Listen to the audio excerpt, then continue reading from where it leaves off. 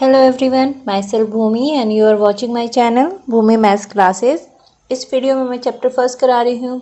Chapter का नाम है नंबर सिस्टम और क्लास जो है 9th है। एक्सरसाइज है 1.3 और जो क्वेश्चन है वो 5th, 6th और 7th, ये 3 क्वेश्चन इस वीडियो में होने वाले हैं। आई होप कि आपको मेरे एक्सप्लेनेशन पसंद आएंगे। If you like my work please do like, share and subscribe my channel.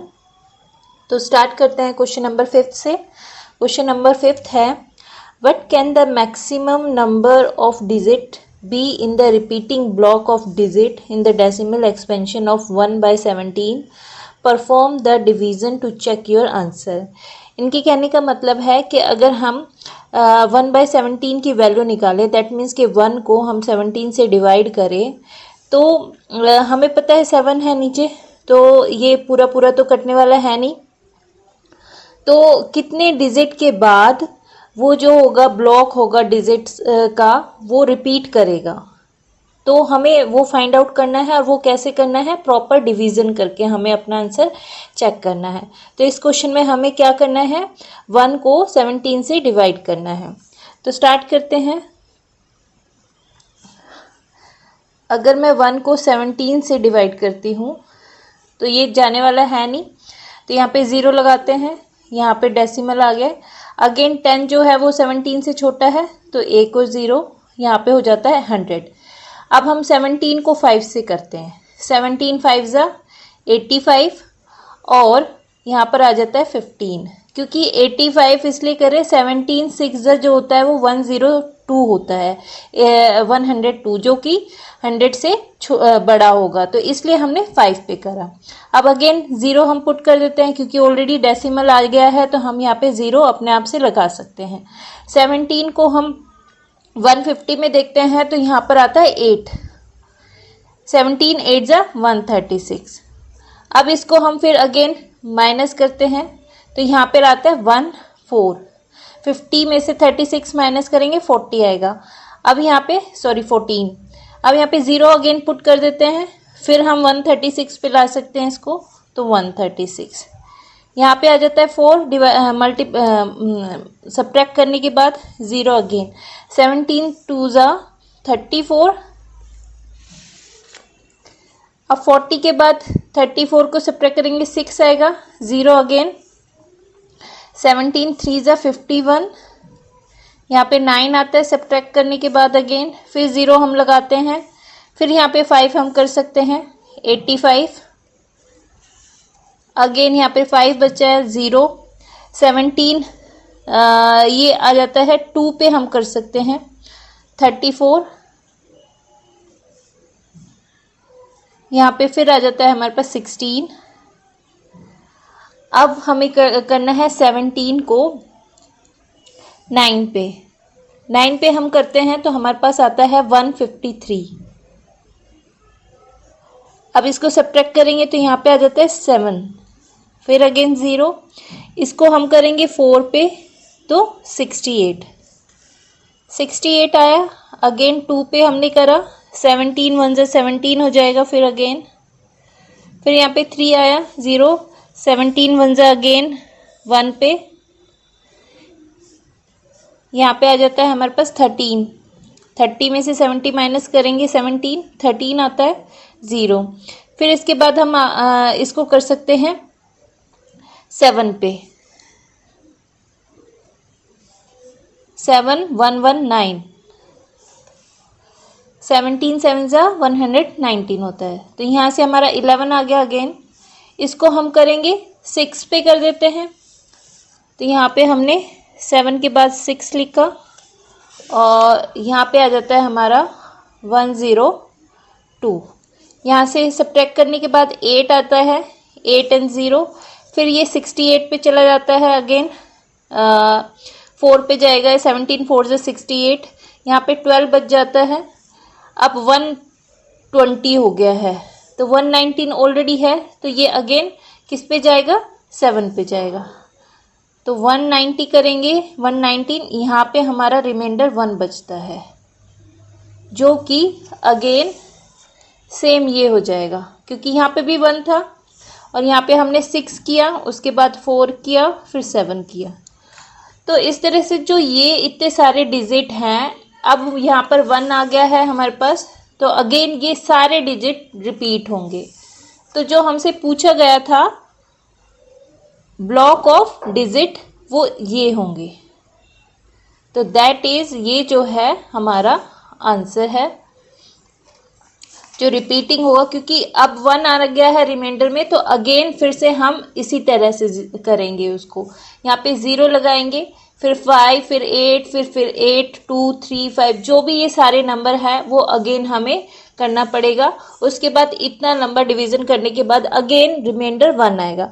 तो दैट मीन्स जो ये ब्लॉक है डिजिट्स का ये रिपीटिंग होगा। तो इसमें सिर्फ इतना ही करना था कि हमें प्रॉपर डिवीजन करके बताना था कि जब हम 1/17 को हम डिवाइड करते हैं तो जो उसका डेसिमल एक्सपेंशन है उसमें कितना ब्लॉक ऑफ डिजिट है जो रिपीटिंग होगा। तो ये जो है हमारा ये पूरा रिपीटिंग है। अब इसका नेक्स्ट क्वेश्चन हम देखते हैं।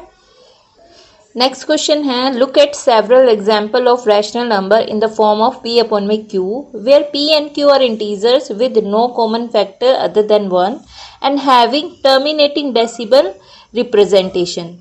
तो can you guess what property q must satisfy? तो इनके कहने का मतलब है कि अगर हम p अपॉन में q की फॉर्म में अगर हम अपने रैशनल नंबर कोई रखते हैं और उसमें देखते हैं कि कोई भी कॉमन फैक्टर नहीं है अदर देन 1 और having terminating decimal representation, that means कि p अपॉन q जो है वो टर्मिनेटिंग है, उसका प्रॉपर जो है आंसर आएगा और जो भी डेसिमल रिप्रेजेंटेशन होगी या expansion. Can you gas what property q must satisfy? तो इसमें क्या होता है, Q जो है अगर हमें टर्मिनेटिंग चाहिए तो उन्होंने बोला है कि Q में क्या प्रॉपर्टी होनी चाहिए कि Q या तो 2 उसके फैक्टर में या 5। अगर 2 और 5 है तो वो पूरा टर्मिनेट कर सकता है, क्योंकि अगर हम डेसिमल एक्सपेंशन भी देखते हैं तो 0 पुट करते हैं हम, तो 0 जो है वो 2 की टेबल में आता है, 5 की टेबल में आता है, तो 2 और 5 जो है वो पूरा उसको टर्मिनेट कर सकता है। तो इसलिए इसका जो आंसर होगा द प्राइम, ऐसा नहीं है कि सिर्फ 2 और 5 होना चाहिए, उसके जो Q का जो हम फैक्टराइजेशन करेंगे उसमें 2 मल्टीपल टाइम्स हो सकता है, सिंगल टाइम्स हो सकता है, इसी तरह से 5 अगर 2 और 5 उसके फैक्टर्स में हैं तो वो टर्मिनेट कर देगा उसको, ऊपर वाले नंबर को, चाहे वो डेसिमल में करे बट कर देगा। तो इसलिए इस हम लिखेंगे द प्राइम फैक्टराइजेशन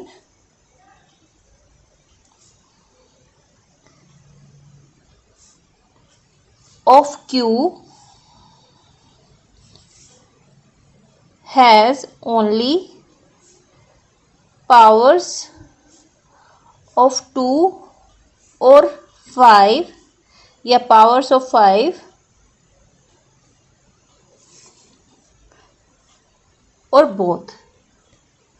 इसका मतलब है जो Q होगा वो उसके फैक्टर जो होंगे प्राइम फैक्टराइजेशन उसमें या तो 2 होगा, सिंगल भी हो सकते हैं 2 और 5, या 2 और 5 दोनों बोथ हो सकते हैं, या सिर्फ 2 हो सकता है, सिर्फ 5 हो सकता है, और वो भी मल्टीपल टाइम्स हो सकते हैं। पावर्स लिखा हुआ है, दैट मीन्स 2 2 4, 2 3 6, 2 4 6 8, ये मल्टीपल टाइम्स उनको मल्टीप्लाई करने पे आते हैं। तो इसलिए जो 2 अगर 4 है वो भी 0 आने पे उसको टर्मिनेट कर सकता है, 6 भी कर सकता है, क्योंकि इनकी टेबल में क्या है 0 आते हैं। तो इसलिए जो अगर प्राइम फैक्टराइजेशन अगर Q का होता है और उसमें 2 या 5 या 2 और 5 दोनों आते हैं तो वो ऊपर वाले नंबर को टर्मिनेट कर सकता है, उसकी जो डेसिमल एक्सपेंशन होगी वो टर्मिनेटिंग होगी। तो ये जो क्वालिटी है ये Q में होनी चाहिए टर्मिनेटिंग के लिए। तो यही क्वेश्चन था।